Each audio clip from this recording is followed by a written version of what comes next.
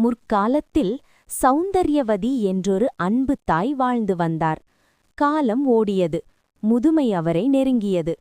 தன் மறைவுக்குப் பிறகு தன் 3 மகள்களும் கஷ்டப்படக்கூடாது என்று எண்ணிய அந்த தாய் அவர்களை அழைத்து தான் சேர்த்து வைத்திருந்த செல்வத்தை பிரித்துக் கொடுத்து, பிள்ளைகளே, இதை வைத்து உங்கள் வாழ்க்கையை சீர்படுத்திக் கொள்ளுங்கள் என்று வாழ்த்தி வழங்கினார்.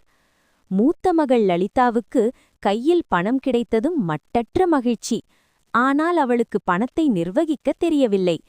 விலை உயர்ந்த நகைகள், பட்டுப் புடவைகள், ஆடம்பர விருந்துகள் என பணத்தை தண்ணீராக செலவழித்தாள். வாழ்க்கை என்பது கொண்டாட்டமே என எண்ணித் திளைத்தவளுக்கு சில மாதங்களிலேயே அதிர்ச்சி காத்திருந்தது.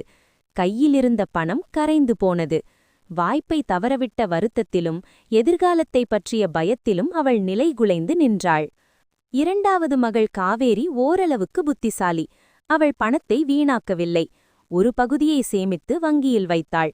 ஆனால் அந்த பணத்தை எப்படி வளர்ப்பது என்ற தெளிவான திட்டம் அவளிடம் இல்லை.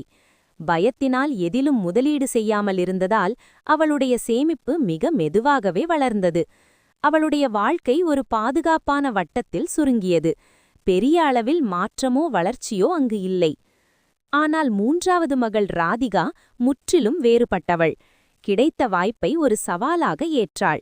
மிகச்சரியான திட்டமிடலுடன் ஒரு சிறிய துணிக்கடையை தொடங்கினாள்.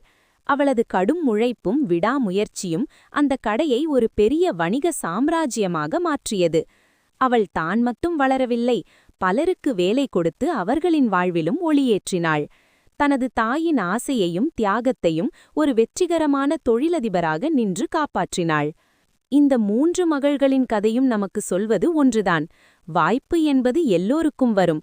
ஆனால் அதை திட்டமிட்டு பயன்படுத்துபவர்களே வாழ்க்கையில் சிகரத்தை எட்டுகிறார்கள்.